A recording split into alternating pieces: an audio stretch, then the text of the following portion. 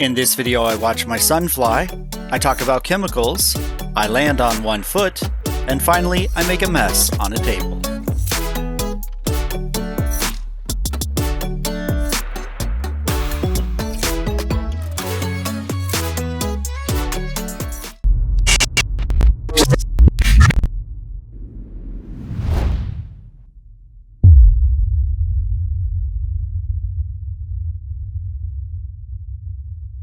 My son has been taking lessons on learning to fly a fixed-wing aircraft and recently has decided to learn paramotoring as well.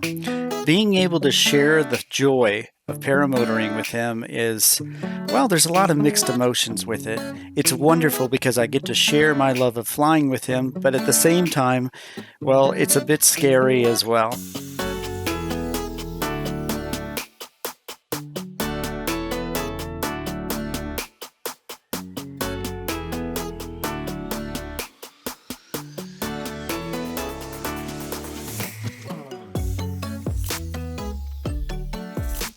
As my own skills have progressed, I've wanted to tie in tip steering into the brake handles. This is also known as 2D steering, but as most names in the paramotor world, it really isn't very descriptive as to what it is. It's more of a misnomer.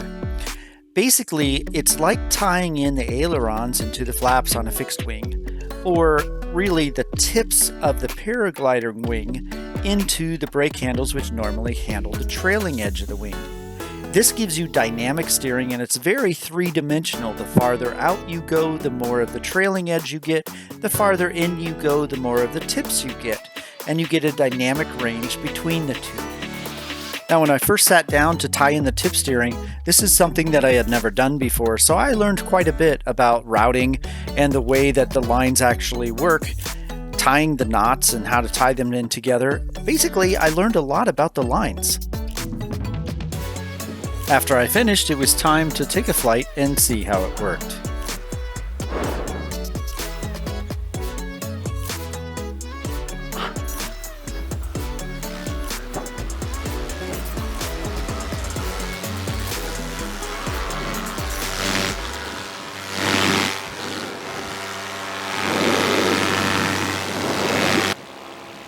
So trying out this tip steering, I actually think the tie-in is too long.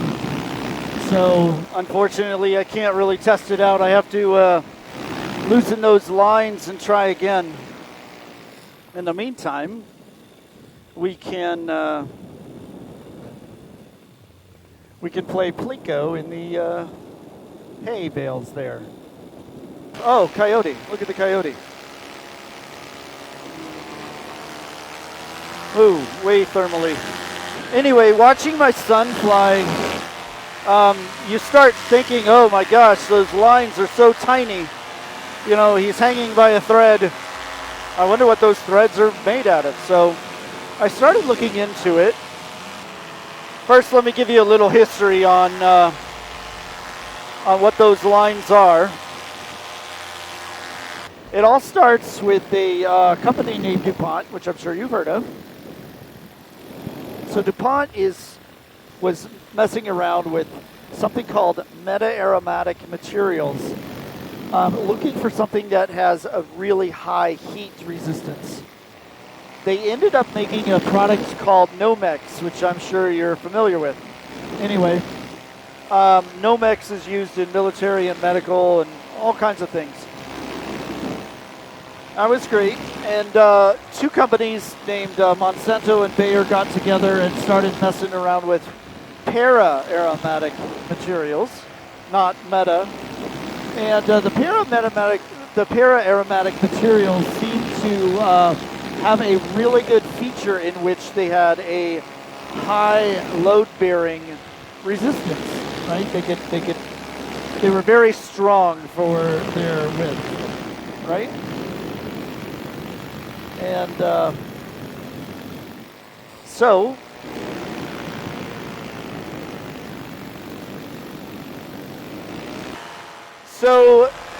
in walks in DuPont again, and DuPont started playing with para-aromatic materials, and they created their famous material called Kevlar.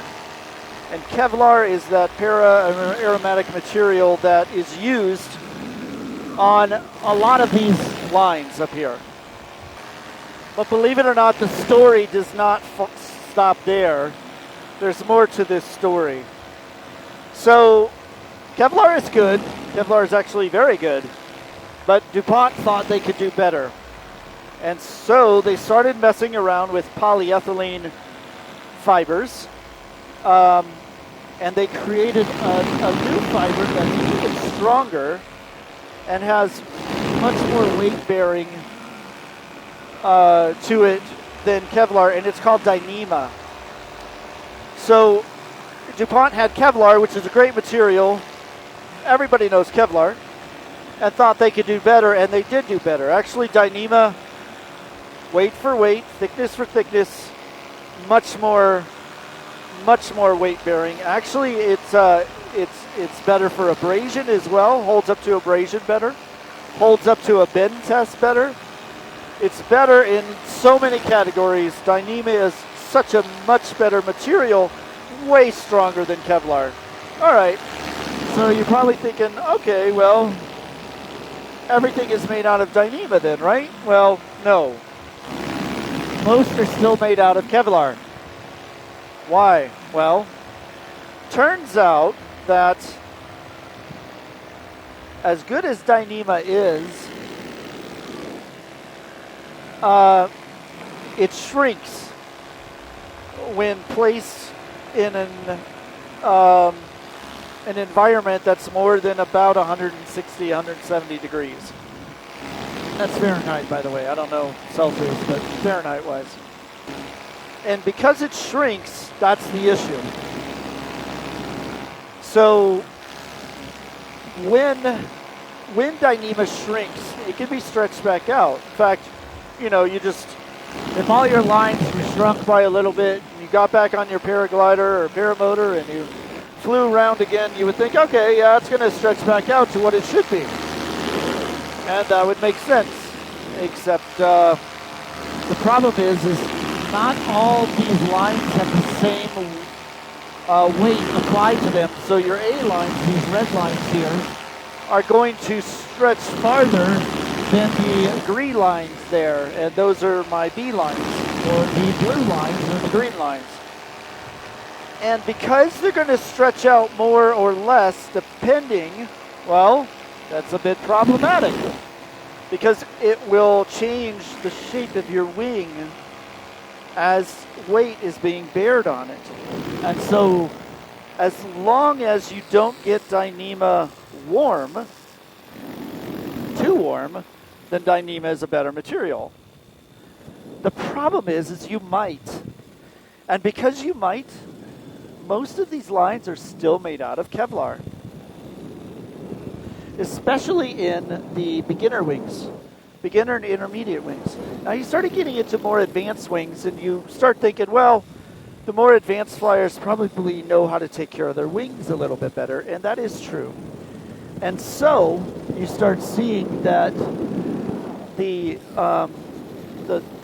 wings are made out of Dyneema on the lines more in the upper echelon wings than they are in the midline wings or beginner wings.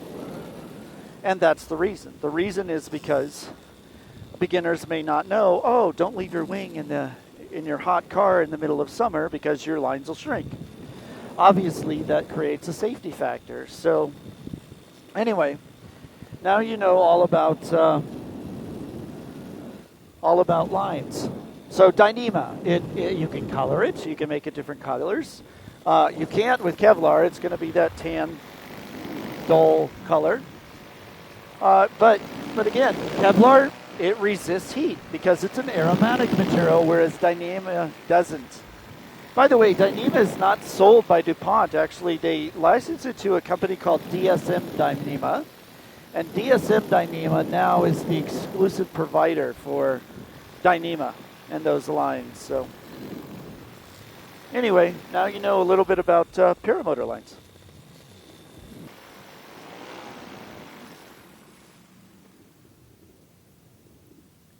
Actually, there's a few more things you may want to know about these lines and the sheathing, and it's something that I should probably sit down and show you. Regardless of the type of material that you use, there's two basic types of lines: a sheathed line and an unsheathed line, right? So if you look at this line here, you can see that it's a Kevlar line and not a Dyneema line. And you can see that it's unsheathed, but if you look on the brake line here, you can tell that it's a sheathed line, primarily because it's colored. Now, Dyneema does take a coloring very well, but it's not smooth, and the sheathing is typically not smooth, whereas Dyneema is a very smooth material. So these are all Kevlar lines here, these being unsheathed and this being sheathed, these all being sheathed lines here. If you look at a line here, you can see where the difference is between the sheath and the Kevlar line, and you can tell the Kevlar line then is kind of woven in together right here. And you can tell that also on this one right here, where I pulled the Kevlar outside of the sheath here, and you can kind of see how it's woven in like this. Now, the advantage of Kevlar over Dyneema is the ability to tell when it needs to be replaced, because it shows wear and tear on an unsheathed line. So if you look at these lines here, you can see how they're frayed a little bit, how the Kevlar has been frayed. So it actually gives you a visual cue as to when those lines should be replaced or not. What originally started this video was that I had nicked one of my lines on my wing and I needed to replace it anyway. So I took this time to learn about lines in general, and I learned quite a bit, and I hope you did too along the way. If you like this video, please consider subscribing and clicking the like button. You might also want to click that notification bell because I have more episodes coming out. And if you haven't yet seen them, go back through my prior episodes because hopefully you'll learn something there too.